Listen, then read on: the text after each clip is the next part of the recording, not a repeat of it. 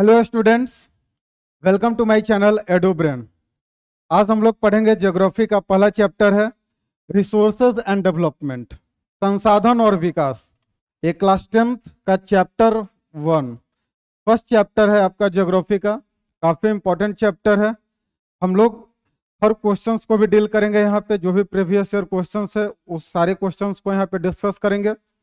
जो भी आपका समस्या होगा, जो भी आपका जो क्वेश्चंस होगा, आप उसे कमेंट में लिखेंगे, उसके ऊपर भी हम लोग चर्चा करेंगे। और छोटे छोटे वीडियो के माध्यम से हर टॉपिक को हम लोग काफी अच्छे तरीके से डिस्कस करेंगे। तो आइए स्टार्ट करते हैं। Resources and development. हम लोग देखिए, हम लोग क्लास 6 से ही इस चैप्टर को पढ़ रहे हैं। रिसोर्सेज के बारे में पढ़ रहे हैं कि व्हाट इज रिसोर्स, संसाधन किसे कहते हैं। ये क्लास 6 में भी हमने पढ़ा, 7th में भी पढ़ा, 8th में, 9th में और 10th में भी अब है। और डेवलपमेंट से इसका क्या रिलेशन है, रिसोर्स का डेवलपमेंट से क्या रिलेशन है। अगर किसी भी कंट्री में अगर रिसोर्सेज, अगर डेवलपमेंट अगर करना है तो रिसोर्सेज का होना जरूरी है। Without resource we can not develop, चाहे वो इंडिविजुअल लेवल पे हो या कंट्री लेवल पे। अगर हम बात करें इंडिविजुअल लेवल पे या कंट्री लेवल पे, आपका रिसोर्स का होना जरूरी है, तभी जाकर हम लोग डेवलप कर सकते हैं। बहुत सारे कंट्री के पास रिसोर्स पर्याप्त मात्रा में है, लेकिन इसके बावजूद भी वो डेवलप नहीं कर पाते हैं। और बहुत कंट्री ऐसा भी है, जैसे जापान है, जहाँ पे रिसोर्सेज का कमी है, उतना ज़्यादा एनफ रिसोर्स नहीं है, लेकिन इसके बावजूद भी काफ़ी ज़्यादा डेवलपमेंट है। तो इन सारी चीज़ों को हम लोग यहाँ पे डिस्कस करेंगे। आइए हम लोग देखते हैं कि सबसे पहला जो क्वेश्चन है कि व्हाट इज रिसोर्स, रिसोर्स किसे कहते हैं। तो देखिए, अभी तक हम लोग क्लास 6 में, 7th में एक बेसिक सा डिफिनेशन इसका पढ़े थे कि everything in the environment which satisfy our needs is a resource. कोई भी जो वस्तु है, everything in the environment, environment में हमारे कोई भी जो रिसोर्स है जो हमारे जरूरत को जो पूरा करता है, वो हमारे लिए क्या है, रिसोर्स है। लेकिन यहाँ पे अगर हम लोग अब देखेंगे, क्लास 10th में थोड़ा अपग्रेड हो गए हैं, तो अब हम लोग को यहाँ पे थोड़ा सा अब डिफिनेशन को भी अपग्रेड कर दिया गया है। और ये आपका क्वेश्चन 1 नंबर में पूछा जा सकता है कि व्हाट इज रिसोर्स। तो हम लोग यहाँ पे अब देखेंगे कि रिसोर्स किसे कहते हैं। तो जैसा कि आप यहाँ पे देख रहे हैं कि everything available in our environment which can be used to satisfy our needs.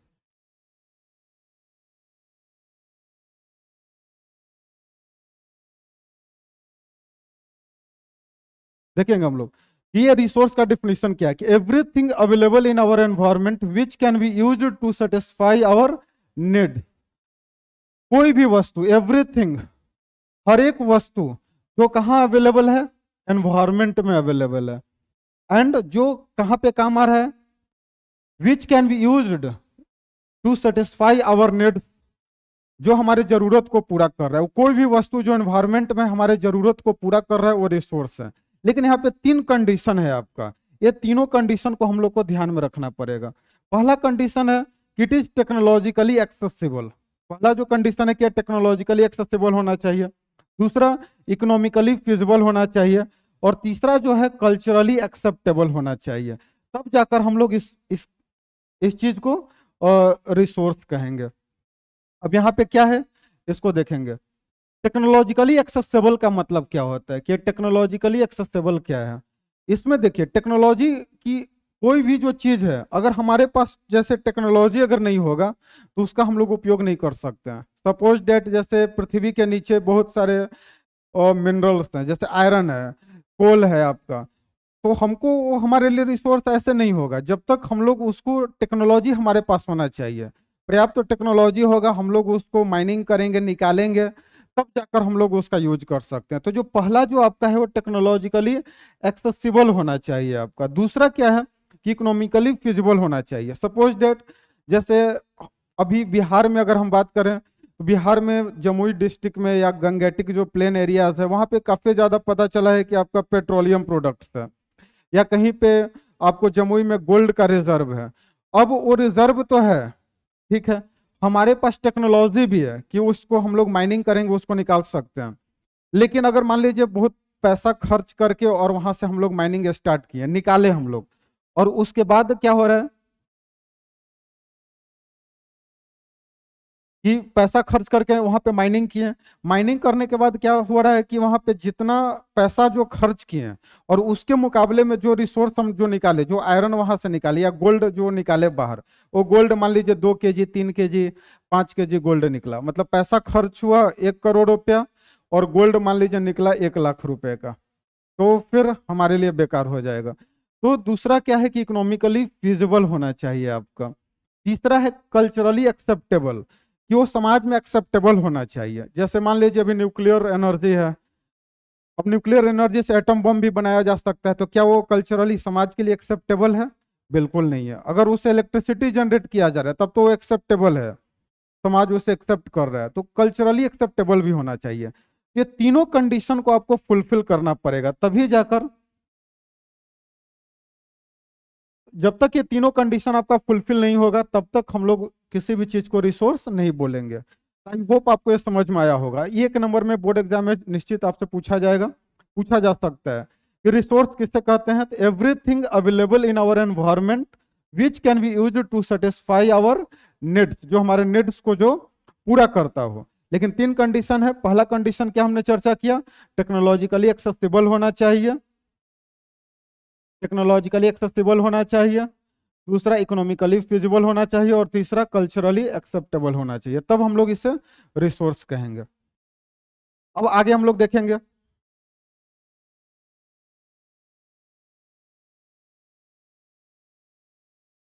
तब ये जो रिसोर्स है, अब देखिए हमारे एनवायरनमेंट में तो सारा चीज मौजूद है, नेचर में जो फिजिकल जो एनवायरनमेंट है उसमें हर चीज आपका अवेलेबल है, लेकिन क्या हम लोग उसका डायरेक्ट यूज कर सकते हैं? तो नहीं कर सकते हैं। अब उसके लिए यहाँ पे देखिए एक लाइन ये लिखा हुआ है कि there is a interdependent relationship between nature, technology and institutions. अब यहाँ पे देखिए कोई भी रिसोर्स, जैसे मान लीजिए यहाँ पे अगर फैन लगा हुआ है और नीचे में आयरन है, अब जब तक हम लोग एनवायरनमेंट में तो आयरन मौजूद है, अगर हम लोग को अब गर्मी लग रहा है, फैन का जरूरत है, तो अपने आप जो मौजूद जो रिसोर्स है, जो आयरन रिसोर्स है जो नीचे में, तो हम लोग का जो गर्मी है उसको तो खत्म नहीं कर सकता। ऐसा तो नहीं है कि वो आयरन सीधे हम लोग को गर्मी को खत्म कर सकता है, हम लोग को ठंडा लगने लगेगा, नहीं, हम लोग को उसको निकालना पड़ेगा और निकाल के टेक्नोलॉजी का यूज करेंगे, कहीं पे उसका वर्कशॉप में उसे बनाएंगे, तब जाकर फैन आपका बनेगा और तब वो हमें ठंडक देगा, तब वो फैन चलेगा, हमें गर्मी नहीं लगेगा तब। मतलब इस तरह से वहां पे एक इंटरडिपेंडेंट रिलेशनशिप आपका है। और इंटरडिपेंडेंट रिलेशनशिप कैसे है? तो नेचर में है आपका,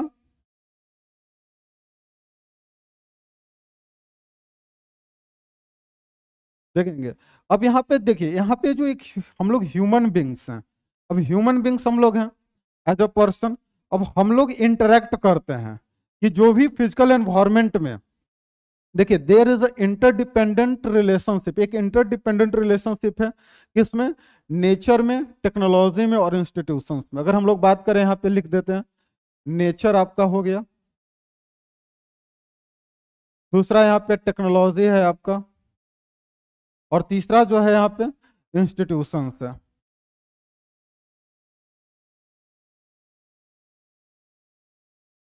अब देखना हम लोग कि ये तीनों में एक इंटरडिपेंडेंट रिलेशनशिप है। नेचर में हम लोग इंटरेक्ट करते हैं, जो भी हमारा फिजिकल जो एनवायरनमेंट है, नेचर में हर बहुत सारा चीज अवेलेबल है। अब उससे हम लोग टेक्नोलॉजी के माध्यम से, उसमें जैसे अब रिसोर्स है नीचे तो माइनिंग किए तो उसके लिए मशीन चाहिए, टूल्स चाहिए, तो टेक्नोलॉजी का यूज करते हैं और टेक्नोलॉजी का यूज करके उसमें फिर एक इंस्टीट्यूशंस क्रिएट करते हैं। इंस्टीट्यूशंस के जहाँ पे इंडस्ट्री हम लोग लगाते हैं और वहाँ पे टेक्नोलॉजी के माध्यम से जो भी माइनिंग करके आयरन गोल्ड उसको फिर एज अ रिसोर्स में हम लोग ट्रांसफॉर्मेशन करते हैं। तो कोई भी ऑब्जेक्ट अपने आप रिसोर्स नहीं बनता है, उसमें हम लोग अपने टेक्नोलॉजी का यूज करते हैं। तो इसी तरह से यहाँ पे बताया कि there is interdependent relationship between nature, technology and institutions, तब जाके कोई भी चीज हम लोग रिसोर्स हमारे पास अवेलेबल होगा। और यहाँ पे इसको ह्यूमन बींग सबसे मेन, क्योंकि ह्यूमन खुद एक रिसोर्स है, विदाउट ह्यूमन हम लोग टेक्नोलॉजी आखिर कौन बनाएगा? ह्यूमन ही बनाएगा। जो रिसोर्स जो आयरन गोल्ड या अदर जो भी मिनरल्स जो अवेलेबल है एनवायरनमेंट में, जैसे अब मान लीजिए फॉरेस्ट है, अब पेड़ है उससे हम लोग लकड़ी लिए, अब लकड़ी को हम लोग किसी चीज में अगर कन्वर्ट करना है तो उसमें भी ह्यूमन का जरूरत है। Without human we can not transform, मतलब एक चीज को दूसरे चीजों में हम लोग ट्रांसफॉर्म नहीं कर सकते हैं। तो ये आपको ध्यान में रखना कि there is a interdependent relationship between nature, technology and institutions. अब हम लोग आगे देखेंगे यहाँ पे।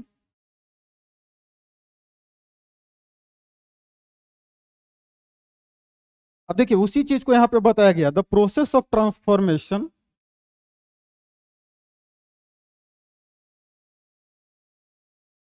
देखिए the process of transformation of things available in our environment involves an interactive relationship between nature, technology and institutions. कि जो ये ट्रांसफॉर्मेशन, ये जो होता है, जो प्रोसेस है, जिससे हम लोग लकड़ी लिए, लकड़ी से ट्रांसफॉर्म कर रहे हैं किसी दूसरे ऑब्जेक्ट में, ये जो ट्रांसफॉर्मेशन है ये एक इंटरैक्टिव रिलेशनशिप होता है नेचर, टेक्नोलॉजी और इंस्टीट्यूशंस में।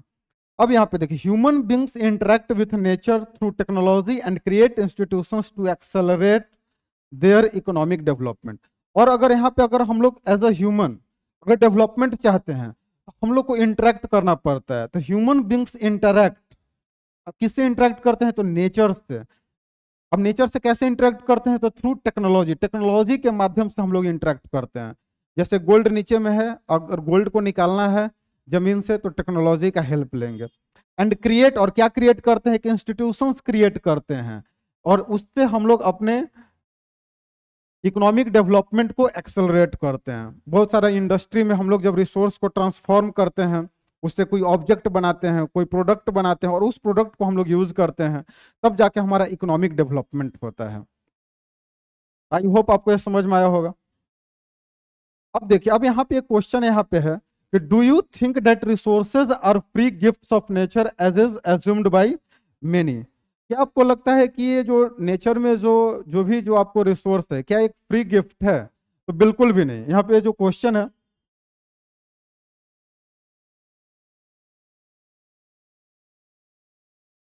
कि do you think that resources are free gift, तो नो, ये जो भी रिसोर्सेज जो हमारे पास अवेलेबल है ये कोई फ्री गिफ्ट नहीं है आपका।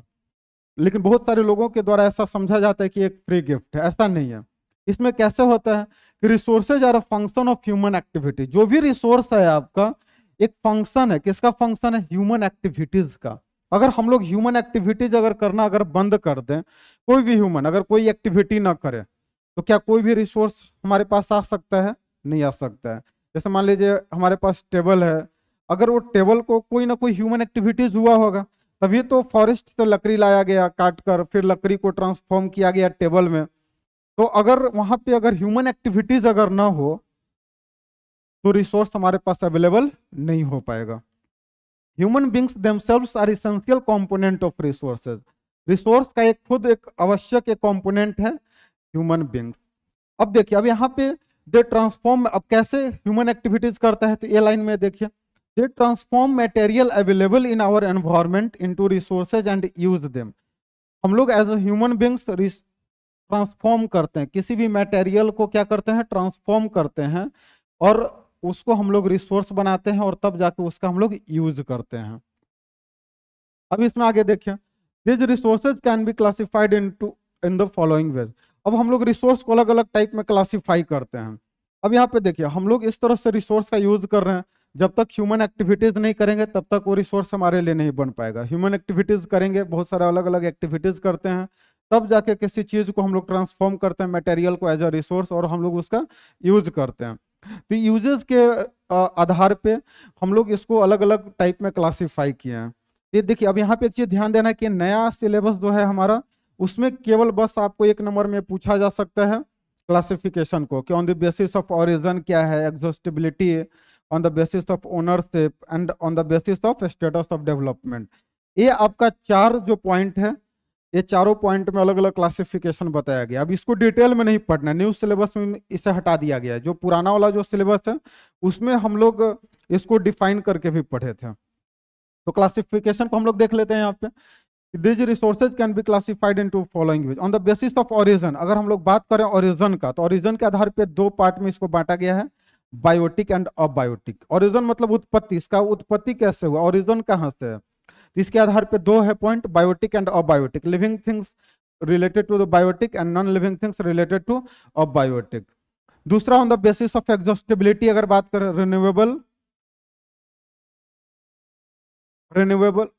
Renewable and non renewable resource. Renewable resource जो एक शॉर्ट टाइम पीरियड में रिन्यू हो जाता है, नॉन रिन्यूएबल रिसोर्स जिसे रिन्यू होने में फिर से लाखों साल लग जाते हैं। तो ये है आपका। फिर अगर हम बात करें second, third on the basis of ownership. यहाँ पे अगर रिन्यूएबल नॉन रिन्यूएबल में अगर बात करें तो रिन्यूएबल में जैसे सोलर एनर्जी हो गया, विंड एनर्जी हो गया, this all are the renewable resources. और अगर नॉन रिन्यूएबल रिसोर्स में बात करें तो जो मिनरल रिसोर्स है आपका, नॉन रिन्यूएबल रिसोर्स है, कोल हो गया, आयरन हो गया।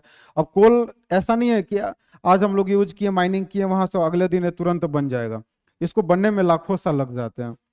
फिर on the basis of ownership अगर बात करें तो इंडिविजुअल, कोई ऐसा रिसोर्स जो किसी एक व्यक्ति के द्वारा ओन किया जा रहा है तो इंडिविजुअल रिसोर्स है। अगर पूरे कम्युनिटी के द्वारा अगर ओन किया जा रहा है तो कम्युनिटी रिसोर्स होगा। National resource and international resource. अब इसमें देखिए क्या होता है, अगर कोई भी रिसोर्स अगर आपका, देखिए यहां पे हम लोग देखेंगे नेशनल रिसोर्स किसे बोलेंगे कि कोई भी रिसोर्स जो with in the boundary of a country, जैसे मान लीजिए इंडिया का अगर ये मैप है आपका, तो ये जो भारत का ये जो बाउंड्री है, तो किसी भी देश की जो टेरिटरी है उसके अंदर में जो भी रिसोर्स अवेलेबल होगा वो सब कौन सा रिसोर्स होगा, नेशनल रिसोर्स होगा, उस पर गवर्नमेंट का कंट्रोल होगा। और अगर ओशन में अगर बात करें तो यहाँ पे 12 नॉटिकल माइल्स तक, ओशन में 12 नॉटिकल माइल्स तक आपका जो एक नेशनल रिसोर्स होता है। जैसे यहाँ पे मैप है इंडिया का,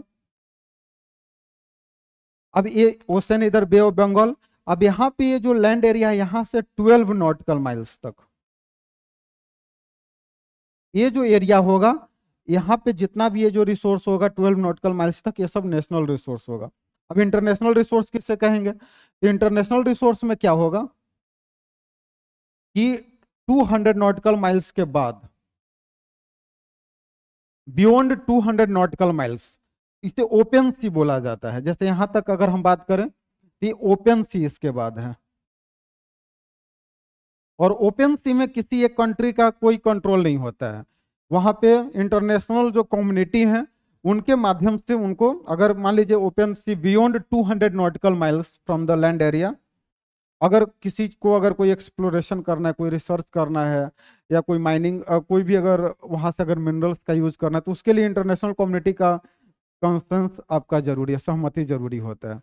तो this are the classification of the resources on the basis of different criteria, on the basis of origin, on the basis of exhaustibility, on the basis of ownership, and on the basis of status of development. अब fourth point देखेंगे, on the basis of status of development, development के आधार पे। तो पहला आपका potential resource है। Potential resource मतलब कि, पोटेंशियल मतलब क्या होता है, क्षमता, मतलब कोई ऐसा रीजन जहां पे पोटेंशियल है, जैसे गुजरात है आपका, राजस्थान है, वहां पे सोलर एनर्जी, विंड एनर्जी का काफी ज्यादा पोटेंशियल है, हम लोग यूज भी कर रहे हैं, लेकिन जितना क्षमता है उतना ज्यादा यूज नहीं कर पा रहे हैं, ये पोटेंशियल रिसोर्स में आएगा। डेवलप्ड रिसोर्स क्या होता है, तो ऐसा रिसोर्स जो आपके मतलब क्वांटिटी और क्वालिटी के बारे में हमें जानकारी है, लेकिन वो किस पे निर्भर होता है, टेक्नोलॉजी पे निर्भर होता है, कि जितना ज्यादा टेक्नोलॉजिकल एक्सेसिबल होगा, जितना ज्यादा टेक्नोलॉजी हमारे पास होगा, तो उसे हम लोग उतना ज्यादा यूज करेंगे। तो डेवलप्ड रिसोर्स में मतलब क्वांटिटी और क्वालिटी सब पता है, सर्वे हो चुका है, लेकिन वो किस पे डिपेंड करेगा, टेक्नोलॉजिकल एक्सेसिबिलिटी पे। तीसरा आपका है स्टॉक। अब देखेंगे स्टॉक क्या है आपका, तो स्टॉक में क्या होता है कि जैसे आपका एनवायरमेंट में वो चीज मौजूद है, जैसे H2O है आपका, हाइड्रोजन और ऑक्सीजन मौजूद है। अब हाइड्रोजन हम लोग एनर्जी के लिए यूज कर सकते हैं, लेकिन हमारे पास टेक्नोलॉजी नहीं है, एक प्रॉपर जो टेक्निकल जो नॉलेज है, how to use this resources, वो हमें नहीं पता है, तो उसे स्टॉक बोलेंगे। रिजर्व क्या है, एक सबसेट है स्टॉक का। रिजर्व में हमें पता होता है, टेक्नोलॉजी हमें पता होता है कि किस तरह से यूज करना है। जैसे बहुत रिवर है हमारे यहाँ बहुत सारा, अब रिवर में जैसे आपको वहाँ से हम लोग इलेक्ट्रिसिटी जनरेट कर सकते हैं, लेकिन अभी बहुत सारा रिवर है, अनटैप है, हम लोग वहाँ से इलेक्ट्रिसिटी, हाइड्रो पावर हम लोग वहाँ पे यूज नहीं कर पा रहे हैं। तो these are the classification on the basis of different criteria. अब यहाँ इसको ज्यादा डिफाइन आपसे नहीं पूछा जाएगा, आई होप आपको समझ में आ रहा होगा। अब हम लोग नेक्स्ट यहाँ पे देखेंगे डेवलपमेंट ऑफ रिसोर्सेज। अब डेवलपमेंट ऑफ रिसोर्स, देखिए रिसोर्स हम लोग जैसे जैसे पॉपुलेशन बढ़ रहा है हमारा नीड्स बढ़ रहा है। अब नीड्स बढ़ रहा है तो हम लोग अपने आसपास के जो एनवायरनमेंट उसको उसका एक्सप्लॉइटेशन कर रहे हैं, रिसोर्सेज का यूज कर रहे हैं। अब इसको यूज करने के चक्कर में हम लोग रिसोर्सेज का जो यूज कर रहे हैं ये काफी ज्यादा इनडिस्क्रिमिनेटली यूज कर रहे हैं। अब इनडिस्क्रिमिनेटली मतलब क्या होता है, काफी ज्यादा हम लोग यहाँ पे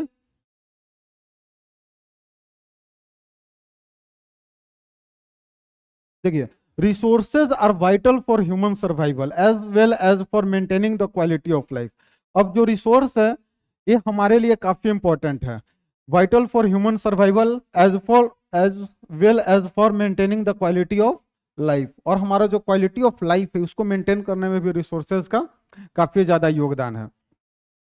लेकिन अब समस्या क्या है कि हम लोग इसका इनडिस्क्रिमिनेटली यूज कर रहे हैं, काफी ज्यादा हम लोग इसका over use, miss use, exploitation कर रहे हैं और इसके कारण इनडिस्क्रिमिनेटली यूज हो रहा है। अब इसके कारण बहुत सारा समस्या यहाँ पे अराइज हो रहा है।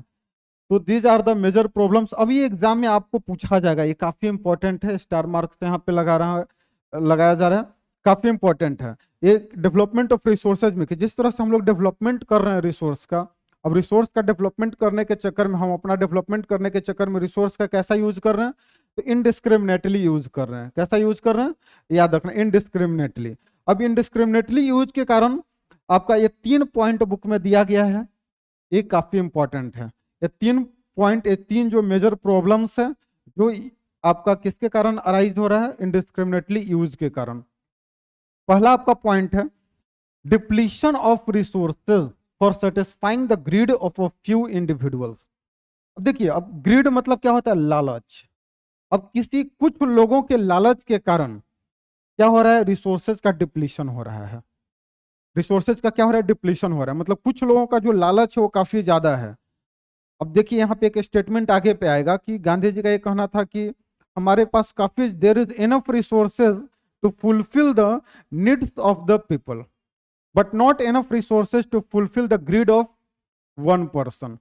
अगर हमारा मतलब बहुत सारे लोगों का जो मतलब जो जरूरत है उसको पूरा करने के लिए हमारे पास काफी ज्यादा रिसोर्स है, लेकिन किसी एक व्यक्ति के लालच को पूरा करने के लिए हमारे पास पर्याप्त रिसोर्स नहीं है। तो पहला ही जो पॉइंट है आपका डिप्लीशन ऑफ रिसोर्स हो रहा है। क्या हो रहा है आपका, depletion of resources for satisfying the greed of a few individuals. कुछ लोगों के ग्रीड को मतलब सेटिस्फाई करने के लिए रिसोर्स का डिप्लीशन हो रहा है। दूसरा जो पॉइंट है आपका एक्यूमुलेशन ऑफ रिसोर्सेज।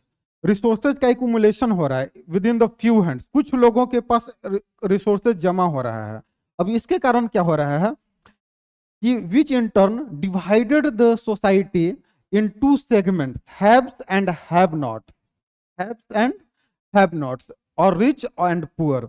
अब एक्यूमुलेशन ऑफ रिसोर्सेज के कारण क्या हो रहा है कि कुछ लोगों के पास रिसोर्सेज काफी ज्यादा जमा हो रहा है और कुछ लोगों के पास रिसोर्स नहीं। आप गांव में भी देखेंगे कुछ लोगों के पास बहुत जमीन होता है और कुछ लोगों के पास मतलब कुछ भी जमीन नहीं होता, जमीन का एक टुकड़ा भी नहीं होता, और कुछ लोगों के पास बहुत सारा जमीन होता है। तो ये क्यों हो रहा है, ये एक्यूमुलेशन ऑफ रिसोर्स हो रहा है, रिसोर्स का एक्यूमुलेशन हो रहा है, रिसोर्स जो है वो जमा हो रहा है कुछ लोगों के हाथों में, और इसके कारण जो हमारा सोसाइटी है वो डिवाइड हो रहा है, divided, it in terms divided the society in 2 segments, rich and poor, जिसके कारण हमारा सोसाइटी 2 भाग में डिवाइड हो रहा है, रिच और पुअर, अमीर और गरीब।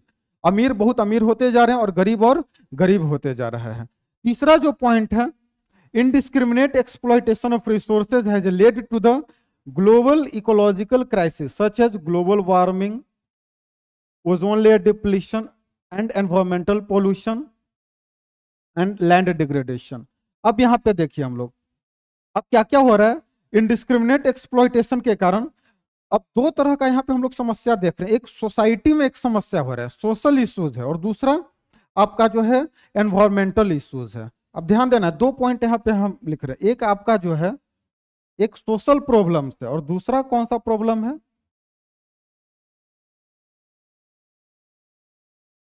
एनवायरमेंटल प्रॉब्लम्स है। एक सामाजिक आपका समस्या है और दूसरा एक पर्यावरण से, एनवायरमेंट से रिलेटेड है। पहला में हम लोगों ने क्या देखा कि कुछ लोगों के जो ग्रीड है उसको पूरा करने के लिए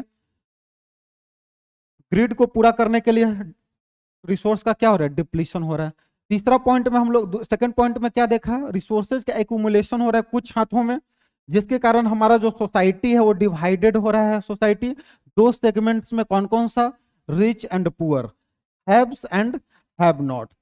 ठीक है, क्लियर। और तीसरा पॉइंट में क्या हो रहा है कि रिसोर्सेज का इंडिस्क्रिमिनेट जो एक्सप्लॉइटेशन हम लोग जो कर रहे हैं, जैसे पेड़ काट रहे हैं, अंधाधुंध हम लोग पेड़ का कटाई कर रहे हैं, डिफोरेस्टेशन हो रहा है। अभी इसके कारण क्या हो रहा है आपका कि global ecological crisis, global ecological crisis मतलब पूरा हमारा जो इकोलॉजिकल जो आपको क्राइसिस आ रहा है, जो हमारा जो इकोसिस्टम है, जो एनवायरमेंट है, उससे नुकसान पहुंच रहा है। अब इसके कारण क्या हो रहा है आपका, यहाँ पे देखेंगे हम लोग,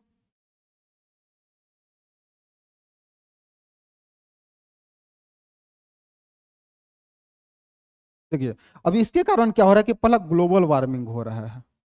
ग्लोबल वार्मिंग, जो अर्थ का जो सरफेस है वो टेम्परेचर धीरे धीरे बढ़ रहा है, गर्मी ज्यादा बढ़ रहा है, हम लोग हर साल देख रहे हैं मतलब 1 डिग्री मतलब टेम्परेचर ये बढ़ते जा रहे थे, ग्लोबल वार्मिंग आपका हो रहा है।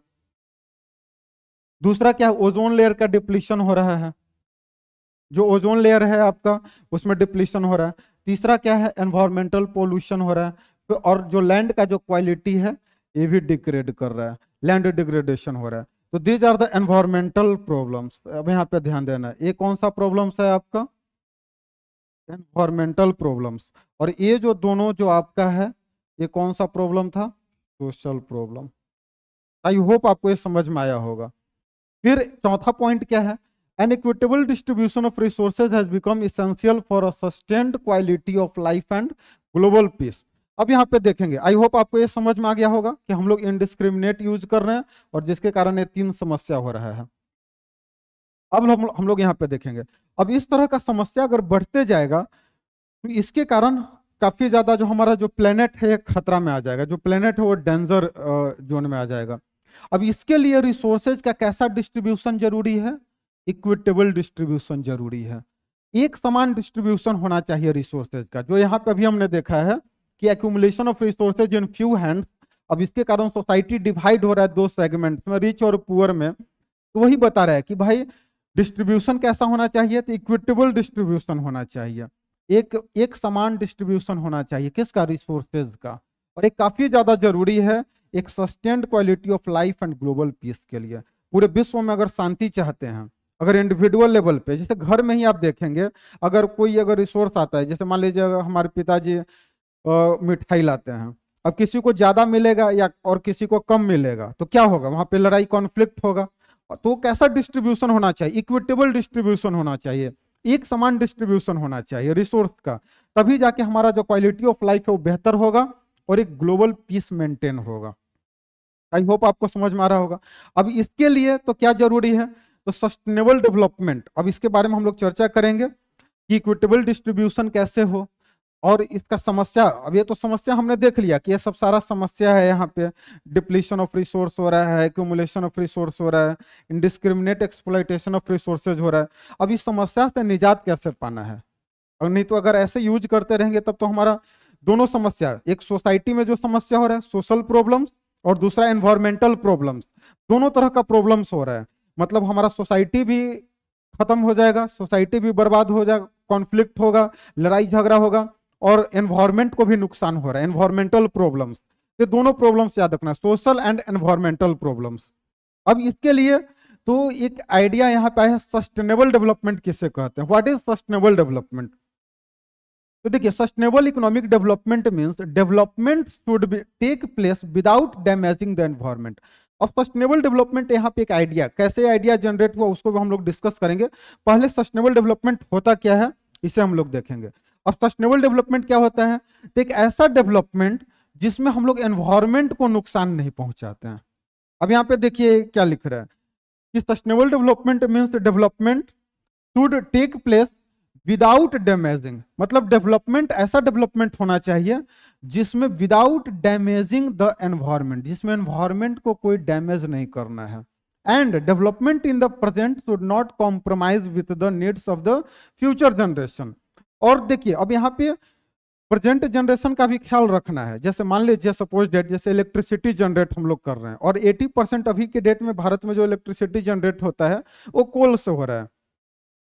और अब कोल से देखिए, अब दो तरह का खतरा है। कोल से एक एनवायरमेंट को भी नुकसान हो रहा है, और कोल आपका नॉन रिन्यूएबल रिसोर्स है, आने वाला 50 साल 60 साल में ऐसा अनुमान लगाया जा रहा है कि खत्म हो जाएगा।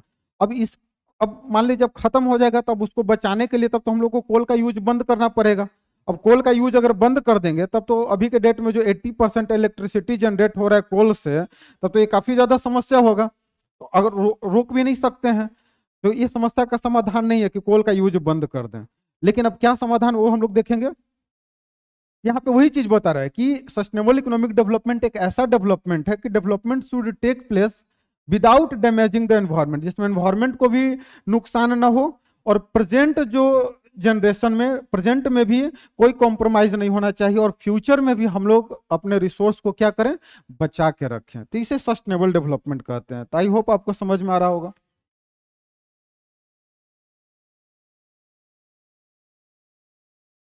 अब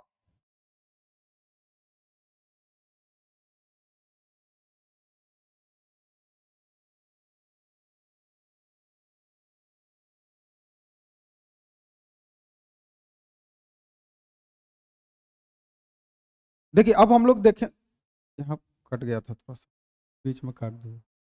देखिए, अब हम लोग देखेंगे यहाँ पे कि सस्टेनेबल डेवलपमेंट हम लोग चर्चा कर रहे थे। अब सस्टेनेबल डेवलपमेंट ये वर्ड कहाँ पे आया, कैसे, किस तरह से, इसके लिए क्या सरकार के द्वारा या पूरे विश्व के द्वारा क्या अपनाया जा रहा है। यहाँ पे देखिए, एक रियो डी जेनेरियो जो ब्राजील में एक शहर है जिसका नाम है रियो डी जेनेरियो। अब रियो डी जेनेरियो में आपका एक समिट हुआ था। अब यहां से आपको क्वेश्चन पूछा जा सकता है, इसको हम लोग ध्यान देंगे। रियो डी जेनेरियो में एक अर्थ समिट हुआ था 1992 में। तो इसे हम लोग याद रखना है कि ब्राजील का एक शहर है रियो डी जेनेरियो, वहां पे अर्थ समिट हुआ था। In June 1992 more than 100 heads of states meet in Rio de Janeiro in Brazil for the first international earth summit. अब यहाँ पे देखेंगे हम लोग कि 1992 में अर्थ समिट हुआ ब्राजील के रियो डी जेनेरियो में, जहां पे 100 से ज्यादा, मोर देन 100 हेड ऑफ स्टेट्स, जहां पे 100 से ज्यादा कंट्री के लोग जो हेड थे वहां पे सम्मिलित हुए थे। अब the summit was convened for addressing urgent problems of environmental protection and socio economic development. जैसा कि अभी हमने चर्चा किया था इसके बारे में कि दो तरह का समस्या हो रहा है, एक सोशल प्रॉब्लम्स और दूसरा एनवायरमेंटल प्रॉब्लम्स, और यही दोनों प्रॉब्लम्स को सोल्व करने के लिए अर्थ समिट किया गया था। तो पहला अर्थ समिट आपका रियो डी जेनेरियो में हुआ था 1992 में। और क्यों ये इस समिट का जो मेन पर्पस क्या था, to solve the problems of environmental protection, यहाँ पे आप देख रहे हैं, एनवायरमेंट को बचाने के लिए, and socio economic development at the global level. The assembled leaders signed the declaration on the global climate change and biological diversity। और इस तरह से सारे लोगों ने एक साइन किया था। कहाँ साइन किया था, तो declaration on global climate change and biological diversity पे। The Rio convention endorse the global forest principle and adopted agenda 21। और यहीं पे एक एजेंडा 21 को अडॉप्ट किया गया था फॉर अचीविंग सस्टेनेबल डेवलपमेंट, कि पूरे विश्व में 21st सेंचुरी में सस्टेनेबल डेवलपमेंट हो, और इसको अचीव करने के लिए सभी लोगों ने एक एजेंडा 21 को अडॉप्ट किया था। अब एजेंडा 21 क्या है, इसको हम लोग देखेंगे। एजेंडा 21 क्या है, it is the declaration signed, एक डिक्लेरेशन था, एक घोषणा था जो पूरे वर्ल्ड लीडर्स के द्वारा साइन किया गया था इन 1992। अब कहाँ पे, at the United Nation conference on environment and development, UNCED का जो कॉन्फ्रेंस था, United Nation conference on environment and development, यहीं पे एजेंडा 21 को सभी वर्ल्ड लीडर ने अडॉप्ट किया, इस पे साइन किया था। अब और ये कहाँ हुआ था, रियो डी जेनेरियो, ब्राजील में। अब इसका मेन एम क्या था, it aims at achieving global sustainable development. इसका मेन एम क्या था कि किस तरह से ग्लोबल सस्टेनेबल डेवलपमेंट को अचीव किया जाए। It is an agenda to combat environmental change, किस तरह से जो एनवायरमेंटल जो डैमेज हो रहा है, जो नुकसान हो रहा है एनवायरमेंट को, इससे कैसे हम लोग इसको फेस कर सकते हैं, इससे कैसे हम लोग कम कर सकते हैं। दूसरा, पॉवर्टी को कैसे, गरीबी को कैसे कम कर सकते हैं, डिजीज को कैसे कम कर सकते हैं through global cooperation. Global cooperation का मतलब यहाँ पे देखिए, जैसे अभी आपका कोविड-19 वो आया, जो कोरोना आया, अब कोरोना का वैक्सीन लोगों ने तैयार किया। अब बहुत सारे गरीब देश थे, उनके पास वैक्सीन अवेलेबल नहीं था या वैक्सीन कॉस्टली, तो भारत या और भी कंट्री के लोगों ने उनका मदद किया था। वही यहाँ पे बता रहा है कि इट एम्स, इसका एम क्या है कि to combat environmental damage and poverty से कैसे हम लोग डील करेंगे, कॉम्बैट करेंगे, एंड डिजीज, और बीमारी से कैसे हम लोग इसको निपटारा करेंगे through global cooperation on common interest and mutual needs and shared responsibility. One major objective of the agenda 21 is that every local government should draw its own local agenda 21। और इसमें भी बोला गया कि हर देश अपने लिए एक एजेंडा को सेट करेगा कि उसको सस्टेनेबल डेवलपमेंट किस तरह से करना है। तो हम लोग यहाँ तक चर्चा कर लिए हैं। आगे हम लोग, तो आई होप आपको ये वीडियो समझ में आया होगा। आगे हम लोग देखेंगे किस तरह से रिसोर्स का प्लानिंग करना जरूर। अब सस्टेनेबल डेवलपमेंट कैसे होगा, इसके लिए रिसोर्स का प्लानिंग जरूरी है। तो हम लोग नेक्स्ट वीडियो में देखेंगे कि रिसोर्स प्लानिंग के बारे में।